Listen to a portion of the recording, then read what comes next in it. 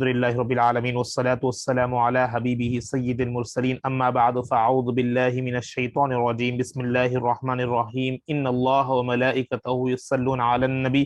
یا ایہا الذین آمنوا صلوا علیہ وسلموا تسلیما اللہم صلی علی سیدنا شفیعنا حبیبنا نبینا مولانا محمد وعلی آل محمد بارک وسلم صلوا علیہ صلاة وسلاما علیک یا حبیبی یا سیدی یا رسول اللہ صلی اللہ تعالی علیہ وبارک وسلم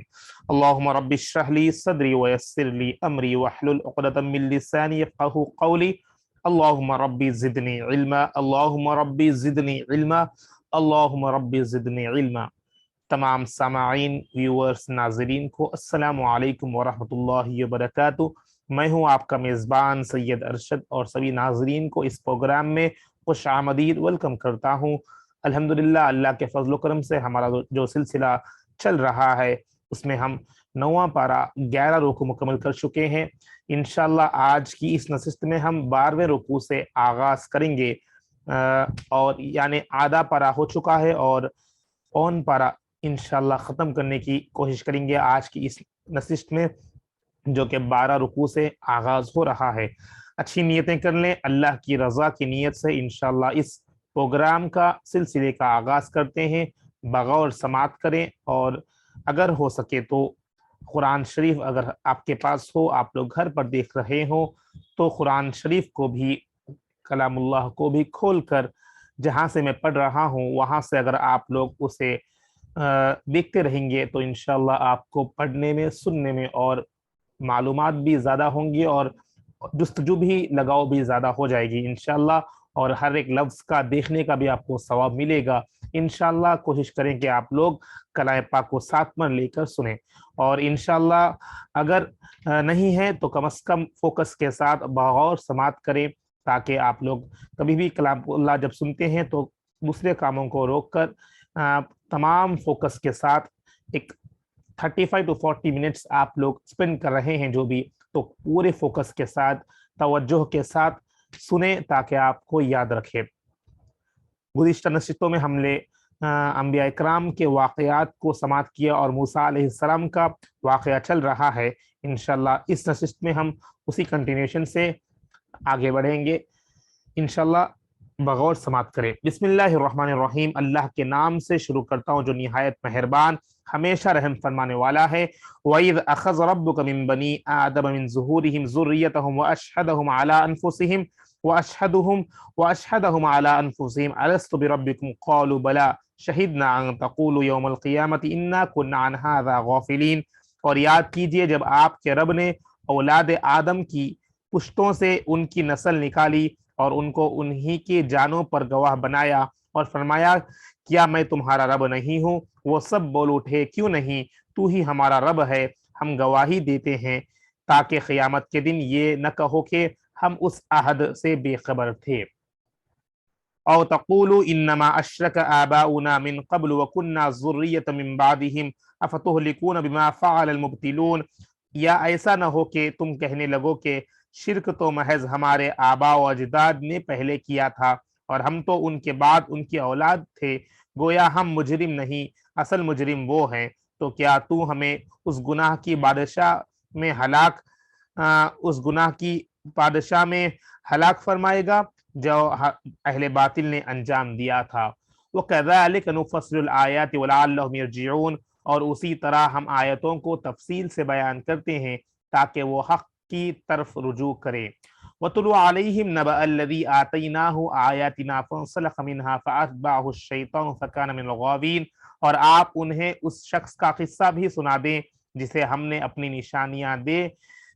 پھر وہ ان کے علم و نصیحت سے نکل گیا اور شیطان اس کے پیچھے لگ گیا تو وہ گمراہوں میں سے ہو گیا۔ اب یہاں پر موسیٰ علیہ السلام کا جو واقعہ تھا وہ آپ نے سماعت کیا، کس طرح وہ تمام واقعات کو فرعون کے جس طرح رجوع ہوئے تھے اور فرعون سے گفتگو ہوئی تھی، اور اپنی اللہ کے حکم سے اپنی معجزہ بھی بتایا تھا۔ اس کے بعد کس طرح فرعون سے اور کئی لوگوں سے، یعنی بادشاہ وہاں کے سرداروں نے جادو کہہ کر اسے انکار کر دیا، پھر بھی وہ لوگ توجہ نہ کرے اور اس کے بعد اپنے ظلم کو بڑھا دے۔ پھر اس کے بعد موسیٰ علیہ السلام نے ہارون علیہ السلام کو، ان کے بھائی کو جانشین بنایا۔ پھر تورات کا بارے میں آپ نے سماعت کیا، جس طرح تورات دی گئی تھی۔ پھر جب آپ نے واپس اپنے قوم پر آ کر دیکھا تو بچڑے کو، یہ تمام واقعات آپ نے سماعت کی، اور موسیٰ علیہ السلام کے قوم کو جو بچڑے کی پوجا کرتے تھے، بچڑے کو معبود بنا لیا تھا، تورات کی سننے کے بعد چند لوگ ایمان لائے اور باقی جو نہیں لائے ان پر بھی عذاب آ چکا تھا۔ یہ موسیٰ علیہ السلام کا واقعہ آپ نے سماعت کیا گزشتہ نشست میں، گزشتہ رکوع میں۔ اب انشاءاللہ یہاں پر آپ اس رکوع میں بنی آدم یعنی اولاد آدم کی پشتوں کے نسل نکالی، یعنی ہم سے رجوع ہو کر بتایا جا رہا ہے کس طرح ہمیں پیدا کیا تھا اور نکالی، اور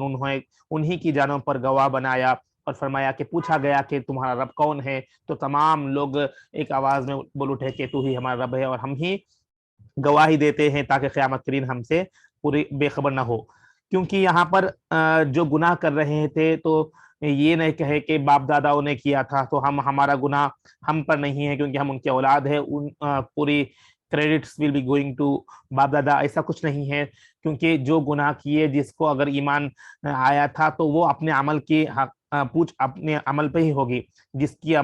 جو عمل کرے گا اس کا ہی پوچھ اس سے ہوگا۔ یہ نہیں کہے کہ ہم ٹال سکیں گے کہ ہم باپ دادا نے کیا تھا اس لیے ہم ان کی اولاد ہے، تو تمام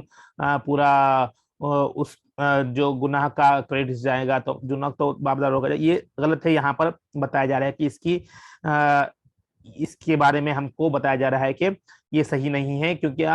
ہم رب ہونے کا ہم نے ایک جوہی سے دعویٰ کر دیا تھا اور اس عہد پر ہم نے رہنا ہے۔ اور یہاں پر یہ بتایا گیا ہے کہ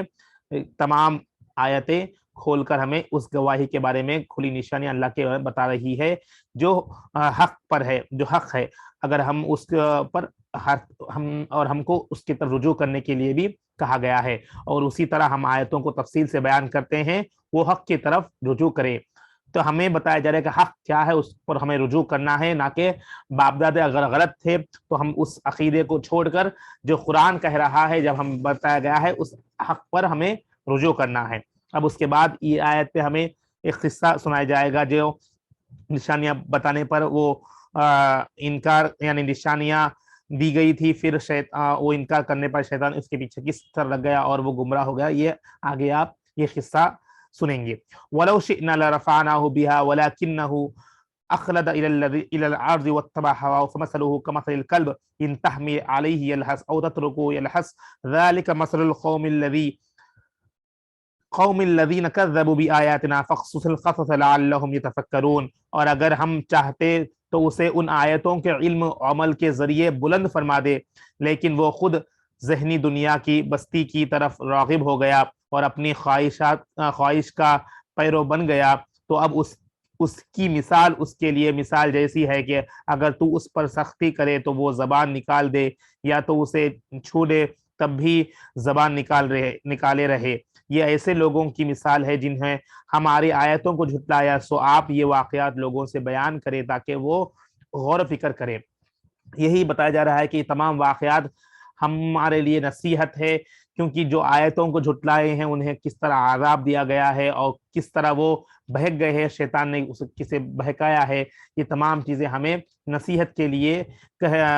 سننے کی نصیحت اور دیکھ کر اسے سن کر ہمیں اپنے ایمان کو پختہ کرنے کے بارے میں کہا گیا ہے، اور جو غیر مسلم ہیں، نان مسلم سے، ان کے لیے یہ نصیحت ہے، جو آیتوں کو جھٹلا رہے ہیں تو ان پر کس طرح عذاب آیا، یہ تمام چیزیں ان پر ہے۔ یہاں پر یہ بتایا جا رہا ہے کہ یہ واقعات ہم کو سنانے کے لیے یہاں پر کہا گیا ہے، اس لیے ہمیں بغور فکر کرنے کے واسطے ہمیں یہاں پر تنقید کی گئی ہے کہ ہمیں غور و فکر کریں، تاکید کی گئی ہے کہ غور و فکر کر کے اپنے آپ کا ہم اسسمنٹ کریں کہ ہم صحیح حق پر ہے یا نہیں۔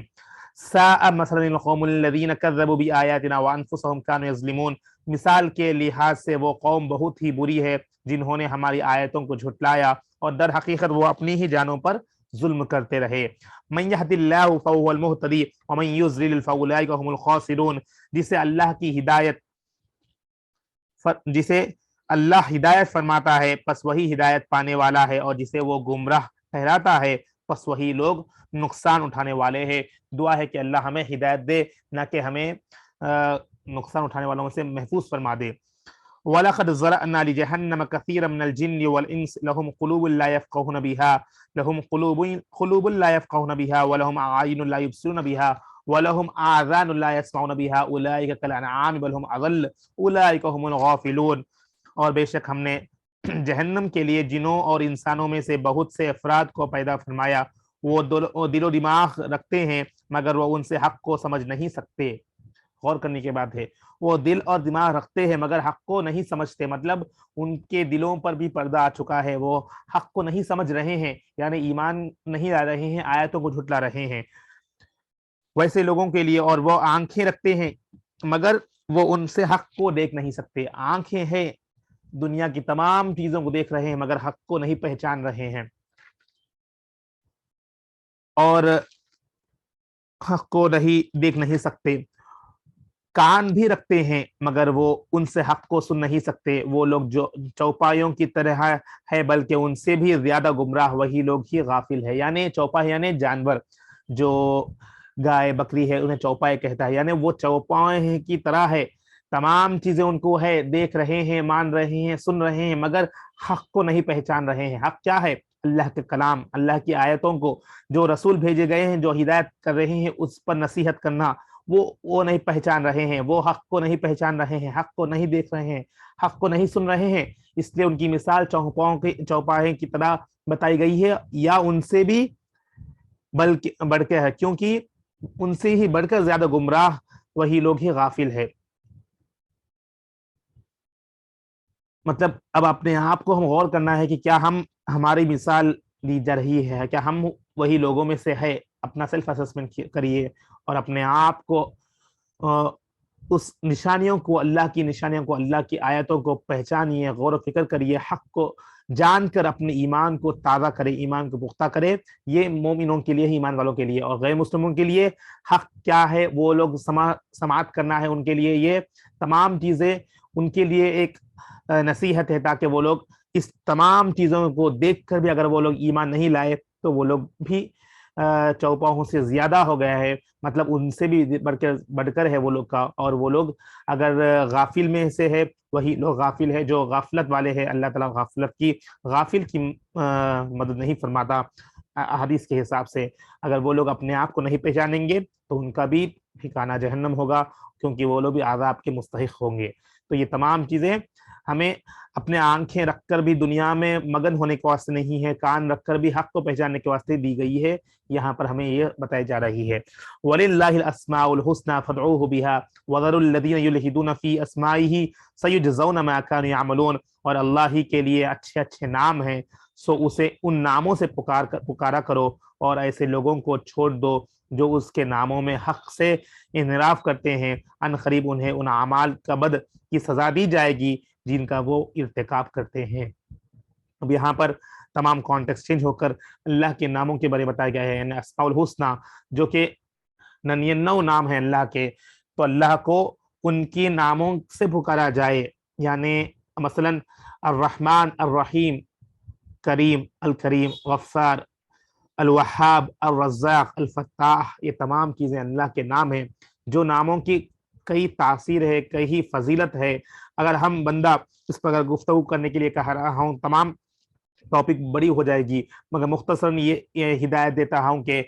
تمام لوگ کم از کم دن میں اسماء الحسنہ کو ایک بار ریپیٹ کرنا ہے، پڑھنا ہے، سننا ہے، تاکہ اس ناموں کی برکت آپ پر تاثیر ہو جائے گی، اور اس کی برکت سے تمام چیزیں حل ہو جائیں گے۔ اور اسماء الحسنہ یہ ہے کہ اللہ کی بڑائی ہے، یہاں پر اللہ کے نام سے جب ہم اللہ کو پکاریں گے تو اس سے اللہ کی شان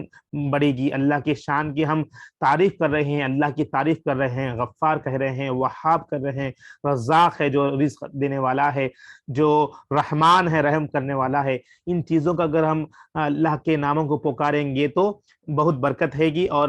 خاص کر اللہ کے ناموں کو پکار کر دعا مانگنا بھی ایک دعا کی قبولیت کا ایک ذریعہ ہے۔ یہ بھی تو تمام چیزیں لوگ جو سماعت کر رہے ہیں اسماء الحسنہ کو پڑھتے رہیں، سنتے رہیں، اور یاد کرنے کی کوشش کریں، اس کی برکت ہے۔ تو یہاں پر بتایا جا رہا ہے کہ اللہ کے ناموں سے پکارا کرو، اور ایسے لوگوں کو چھوڑ دو جو ان کے ناموں کا حق سے انحراف کرتے ہیں، جو اس سے منع کرتے ہیں، یعنی جو سنتے نہیں ہیں، جو اللہ کے ناموں کا انکار کرتے ہیں، انحراف کرتے ہیں، ان قریب انہیں ان کا اعمال ان کو دیا جائے گا، ان کی سزا ان کو دی جائے گی جو ارتکاب کرتے ہیں۔ مگر یہاں پر اللہ کے ناموں کی فضیلت ہے، اللہ کے نام کو اللہ کو اس کے ناموں کے ساتھ پکارنا بہت افضل ہے۔ تو یہ ہمیں تاکید کی جا رہی ہے کہ اللہ کے ناموں کے ذریعے سے اللہ کو پکارا جائے اور اس کے ذریعے سے دعا مانگی جائے، یہ بہت اچھی بات ہے، بہت برکت ہے، اور ہم سب کو مومنوں کو اس پر عمل کرنے کی توفیق عمل کرنے کی کوشش کرنا ہے۔ وَمِمَّنْ خَلَقْنَا أُمَّةً يَهْدُونَ بِالْحَقِّ وَبِهِ يَعْدِلُونَ، اور جنہیں ہم نے پیدا فرمایا ان میں سے ایک جماعت ایسے لوگوں کی بھی ہے جو حق بات کی ہدایت کرتے ہیں اور اسی کے ساتھ عدل پر مبنی فیصلہ بھی کرتے ہیں۔ وَالَّذِينَ كَذَّبُوا بِآيَاتِنَا سَنَسْتَدْرِجُهُم مِّنْ حَيْثُ لَا يَعْلَمُونَ، اور جن لوگوں نے ہماری آیتوں کو جھٹلایا ہے ہم ان قریب انہیں آہستہ آہستہ ہلاک کی طرف لے جائیں گے، ایسے طریقے سے کہ انہیں خبر بھی نہیں ہوگی۔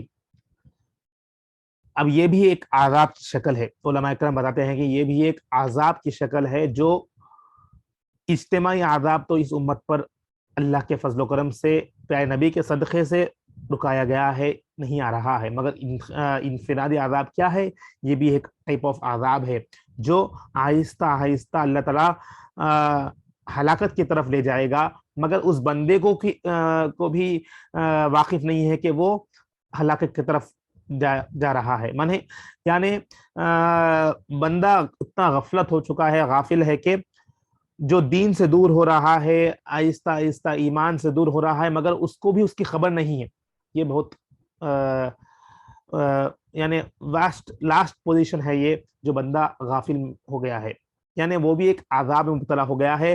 کیونکہ آیتوں کو جھٹلایا، اللہ تعالیٰ صبر کرا، اللہ تعالیٰ دیکھتا رہا، آزمائش کرتا رہا، امتحان دیتا رہا، بندہ ابھی بھی واقع اللہ کی طرف رجوع نہیں ہوا، تو اپنے اعمال کی وجہ سے وہ اللہ تعالیٰ اسی میں اس کو ہلاک کر دے گا آہستہ آہستہ، اور بندے کو بھی اس کی واقف نہیں ہے، اس کا ہوش نہیں ہے۔ یہ ایک انتہائی آخری درجے کا لیول رہے گا جو غافل بندہ رہے گا، تو یہ بھی ایک ٹائپ آف عذاب ہے جو بندے پر آ رہا ہے۔ تو ہمیں اپنے آپ کو سیلف اسسمنٹ کرتے ہوئے غور کرنا ہے، کیا ہم دین کے قریب ہو رہے ہیں یا دین کے دور ہو رہے ہیں؟ اگر ہم دن بدن دین سے دور ہو رہے ہیں، نمازوں کو چھوڑ رہے ہیں، نمازیں ہم سے چھوٹ رہی ہیں، تو یہ تمام چیزیں ایک عذاب کا ہی شکل ہے، ہمیں غور کر فوراً توبہ کر کے اللہ کی طرف رجوع ہونا ہے۔ وَأُمْلِي لَهُمْ إِنَّ كَيْدِي مَتِينٌ، اور میں انہیں مہلت دے رہا ہوں، بے شک میری گرفت بڑی مضبوط ہے۔ اللہ تعالیٰ مہلت دے کر آزماتا ہے کہ بندہ واپس آئے گا، اگر اس مہلت میں بھی بندہ رجوع نہیں ہوگا تو اللہ کی گرفت بہت مضبوط ہے، اس کی پکڑ سے ہمیں بچنا ہے، دعا کرنا ہے کہ اس کی پکڑ سے ہمیں بچے۔ اولم یتفکروا ما بصاحبہم من جنہ ان هو الا نذیر مبین، کیا انہوں نے غور نہیں کیا کہ انہیں اپنی صحبت کے شرف سے نوازنے والے رسول صلی اللہ علیہ وسلم کو جنون سے کوئی علاقہ نہیں، وہ تو نافرمانوں کو صرف واضح ڈر سنانے والے ہیں۔ اولم ينظروا في ملكوت السماوات والارض وما خلق الله من شيء وان عسى ان يكون قد اقترب اجلهم فبأي حديث بعدہ یؤمنون، کیا انہوں نے آسمانوں اور زمین کی بادشاہت میں اور علاوہ ان کے جو کوئی چیز بھی اللہ نے پیدا فرمائی ہے اس میں نگاہ نہیں ڈالی ہے، اور اس میں کہ کیا یہ عجب ہے کہ ان کی مدت موت قریب آ چکی ہے، پھر اس کے بعد وہ کس بات پر ایمان لائیں، کس بات پر ایمان لائیں گے؟ یعنی موت قریب آئے بعد بھی ایمان کس بات پر لائیں گے؟ یہ کیا اس کو نشانیاں نہیں دکھ رہی ہیں؟ یہ پوچھا جا رہا ہے، سوال کیا ہے۔ تمام نشانیاں جو زمین اور آسمان کس کی بادشاہت میں ہے، تمام چیزیں دکھ رہی ہیں، پھر بھی وہ ایمان نہیں لا رہا ہے، یہ ایک بتایا جا رہا ہے۔ من یضلل اللہ فلا ہادی لہ وذرہم فی طغیانہم یعمہون، جسے اللہ گمراہ ٹھہرا دے تو اس کے لیے کوئی راہ دکھانے والا نہیں۔ بے شک اگر جسے اللہ ہی گمراہ ٹھہرا دے تو کوئی اس کو اور راستہ نہیں دکھا سکتا، تو ہمیں بچنا ہے اس سے،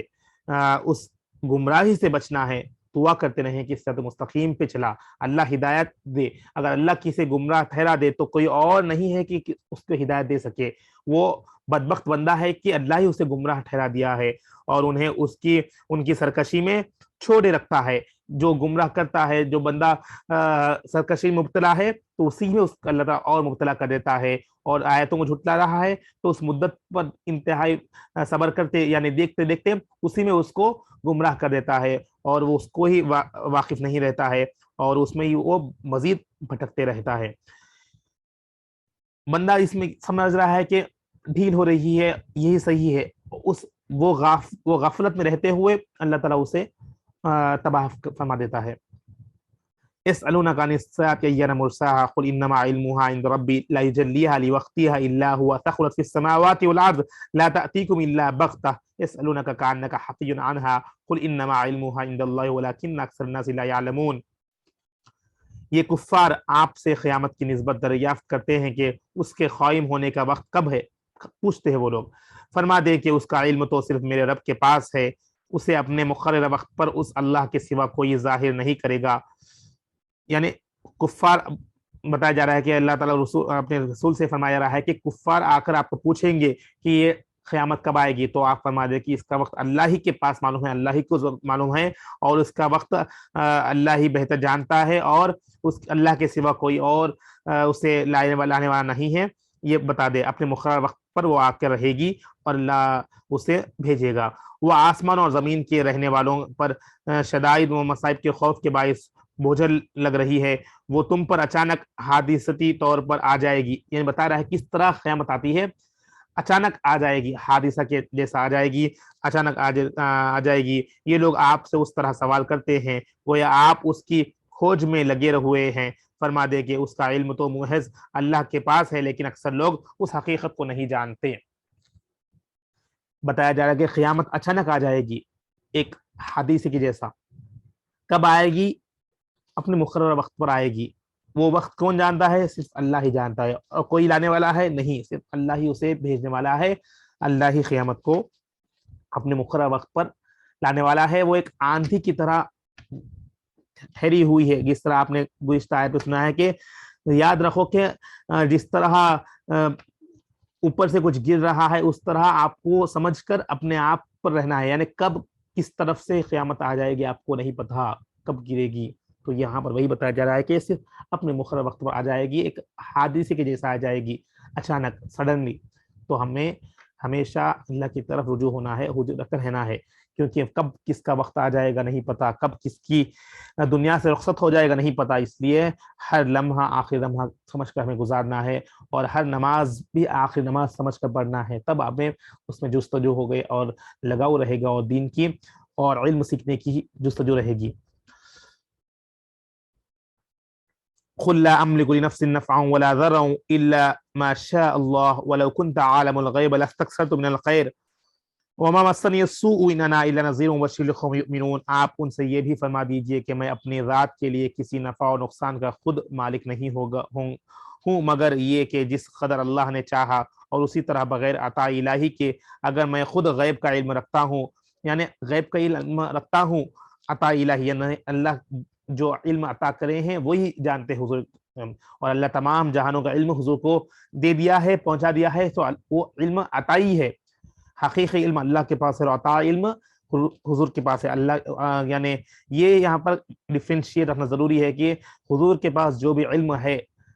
آنے والی جو قیامت کی نشانیاں بتا رہی ہے، سب اللہ تعالیٰ حضور کو علم دیا ہوا ہے، اسے عطائی علم کہتے ہیں۔ علم غیب کا جاننا بھی عطائی علم ہے، یعنی اللہ کی دی ہوئی علم ہے، اپنے آپ سے نہیں ہے، اپنے آپ کا صرف ذاتی علم صرف اللہ کے پاس ہے، جو اللہ ہی جانتا ہے۔ یہ تمام چیزیں جو آپ کو بتائی ہیں تمام عطائی علم کے ذریعے سے ہیں۔ اسی طرح بغیر عطا الہی کے اگر میں خود غیب کا علم رکھتا ہوں، میں از خود بہت سی بھلائی اور فتوحات حاصل کر لیتا۔ اگر میں غیب کا علم اپنے آپ جانتا ہوں تو تمام چیزیں فتوحات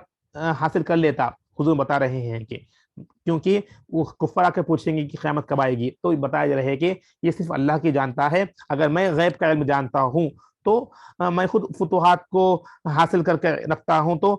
پہلے ہی حاصل کر لیتا۔ بتانے کا مقصود یہ ہے کہ جو علم اللہ نے حضور کو دیا ہے وہی علم حضور جانتے ہیں، اس کے علاوہ تمام علم قیامت کے بارے میں تمام چیزیں اللہ جانتا ہے، یہ ہم بتانا مقصود ہے۔ اور یہ حدیث میں آیا کہ تمام زمین و آسمان کی تمام علم حضور کو دیا گیا ہے، وہ عطائی علم ہے۔ اللہ کے نبی تمام علم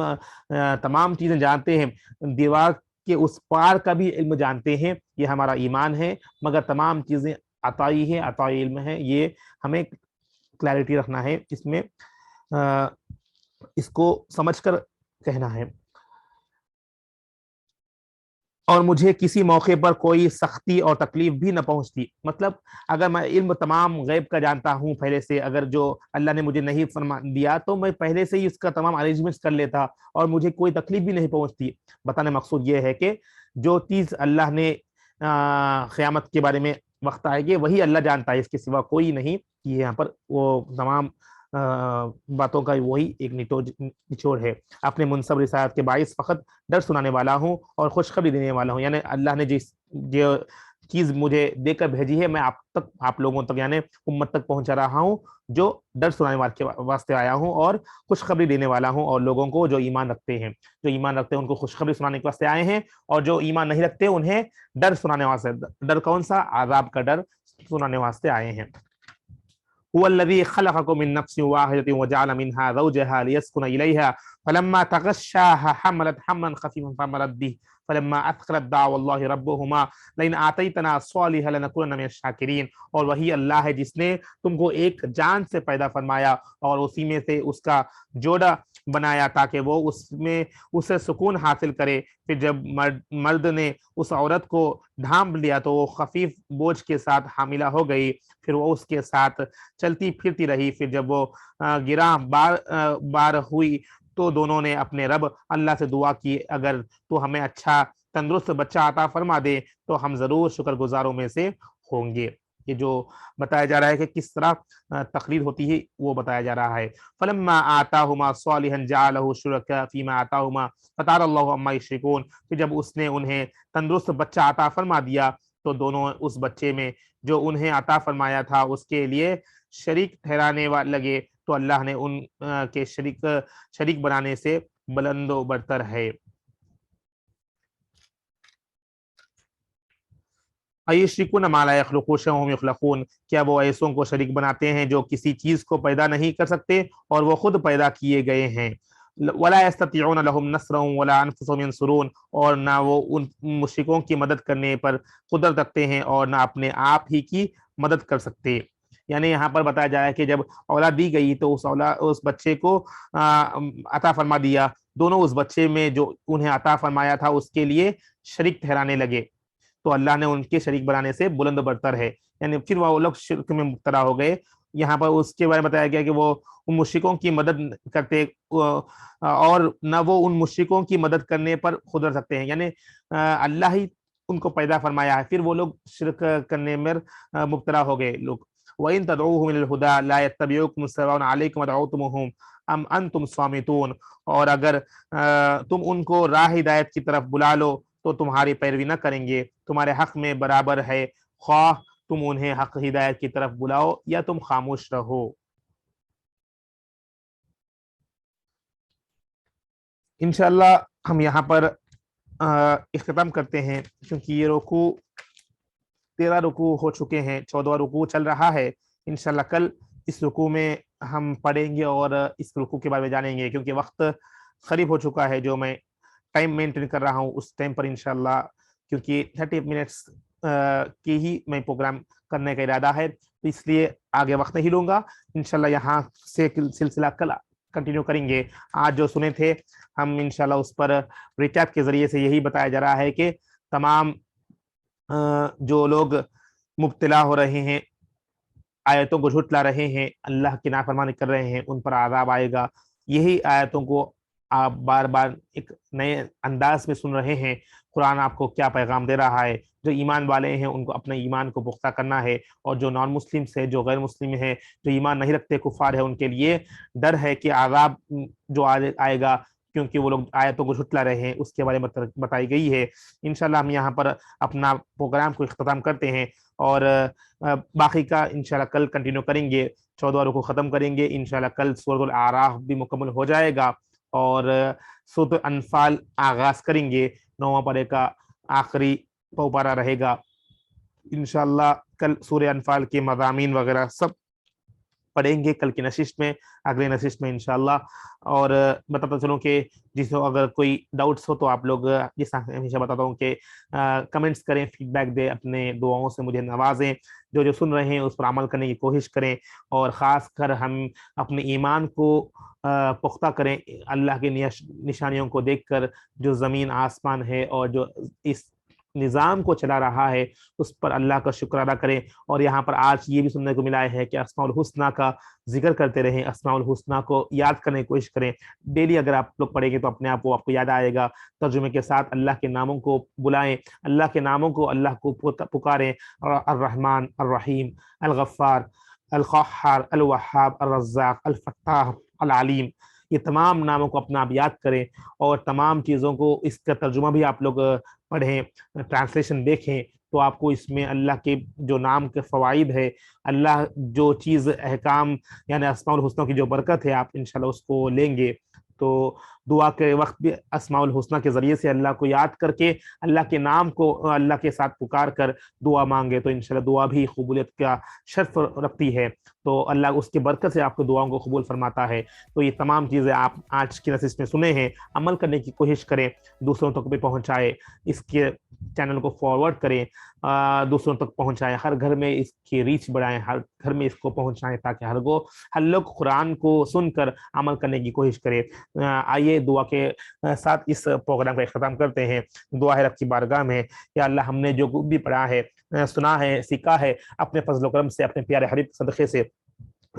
قبول مقبول فرما دے، قبول کر لے۔ اس نشست کو سننا بیٹھنا، ہمارا جو سننا ہے، ہم جو سن رہے ہیں اس کو قبول فرما لے، یا اللہ اس میں کچھ کوتاہیاں ہو، غلطی اپنے فضل و کرم سے معاف فرما کر اپنی بارگاہ میں یا اللہ قبول فرما دے، یا اللہ کلام پاک سے ہمارے دلوں کو منور فرما دے، دلوں کے میل کو، زنگ کو دور فرما دے، یا اللہ بے شک تو رحمان ہے، رحیم ہے، یا اللہ کرم فرمانا ہے، کریم ہے، یا اللہ رحم فرمانے والا ہے، رحیم ہے، ہم پر رحم فرما دے، ہم سب کے گھروں پر رحمت فرما دے، ہم سب کے گھروں پر رحمت کی بارش نصیب فرما دے۔ تو غفار ہے، وہاب ہے، قہار ہے، رزاق ہے، تمام کو یا اللہ رزق نصیب فرما دے۔ تو فتاح ہے، تمام کو کامیابی نصیب فرمانے والا ہے، کامیابی نصیب فرما دے۔ یا اللہ تو عالم الغیب ہے، یا اللہ تمام غیب کا جاننے والا ہے میرے مولا، بے شک یا اللہ تو ستار ہے، یا اللہ تمام عیبوں پر پردہ ڈالنے والا ہے میرے مولا، ہم سب کے گناہوں پر یا اللہ پردہ نصیب فرما دے، پردہ ڈال دے۔ یا اللہ تیرے اسماء الحسنہ کے ذریعے سے اللہ برکت سے اللہ ہم سب کے گھروں میں رحمت کی بارش نصیب فرما دے، جو پریشان حال ہے تمام پریشانی دور فرما دے، تو مسبب الاسباب ہے میرے مولا،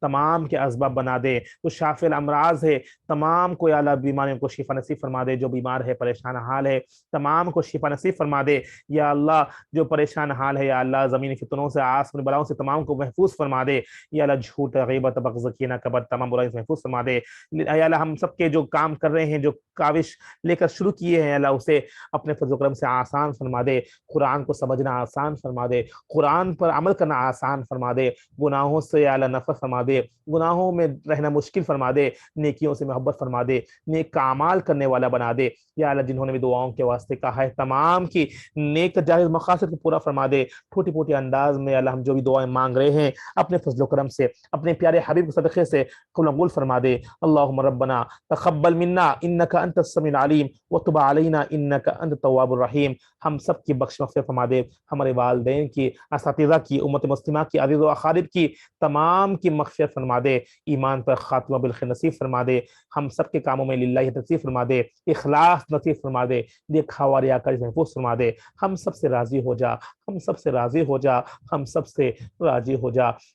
تمام دوزخ کے عذاب سے محفوظ فرما دے، جنت الفردوس میں اعلیٰ سے اعلیٰ مقام نصیب فرما دے، ہم سب کی بخشش و مغفرت فرما دے۔ اللہم ربنا تقبل منا انک انت السمیع العلیم وتب علینا انک انت التواب الرحیم، وصلی اللہ تعالی علی خیر خلقہ نور عرش محمد وعلی آلہ واصحابہ اجمعین برحمتک یا ارحم الراحمین، والحمد للہ رب العالمین، بحق لا الہ الا اللہ محمد رسول اللہ صلی اللہ تعالی علیہ وبارک وسلم۔